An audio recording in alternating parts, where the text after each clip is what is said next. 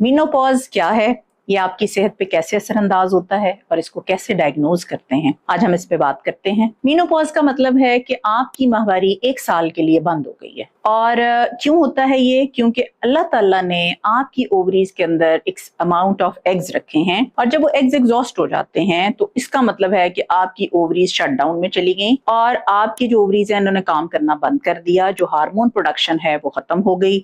इसको मीनोपॉज कहा जाता है। अब कुछ औरतों में मीनोपॉज फौरन से हो जाता है, कुछ औरतों में मीनोपॉज जो है वो उससे पहले 2 से 3 साल वो कुछ चेंजेस में से गुजरती हैं, जिनको प्री मीनोपॉज कहा जाता है। जो प्री मीनोपॉज है वो कुछ लोगों में होता है, कुछ लोगों में नहीं होता। अब इसमें जो चेंजेस आती हैं वो क्या क्या हैं, आपको सिम्टम्स क्या फील होंगे? सिम्टम्स ये होते हैं कि पीरियड्स में इरेगुलरिटी आ जाती है। आपको 2-2, 3-3 माह पीरियड्स नहीं आते, या आते हैं तो 1-1 माह की कंटिन्यूअसली स्पॉटिंग रहती है। आपका मूड खराब रहना शुरू हो जाता है, इरिटेबिलिटी ऐड हो जाती है, आपके जिस्म में थकन रहती है, आपकी बोन हेल्थ अफेक्ट होती है, आपकी हड्डियां दर्द करना शुरू हो जाती हैं।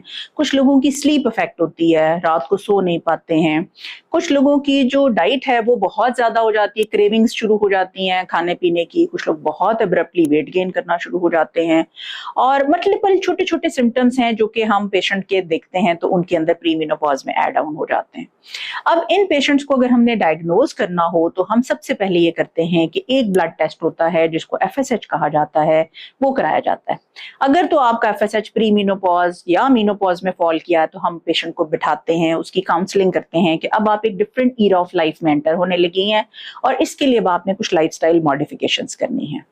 वो क्या है? सबसे पहले आपने अपनी स्लीप को रेगुलराइज करना है, रात को टाइम पे सोएं, सुबह टाइम पे उठें। नंबर 2, आपने लाइट से एक एक्सरसाइज, चाहे योगा है, चाहे एरोबिक्स है, चाहे कोई डीप ब्रीदिंग है, चाहे वॉक है, वो आपने ऐड ऑन कर लेनी है।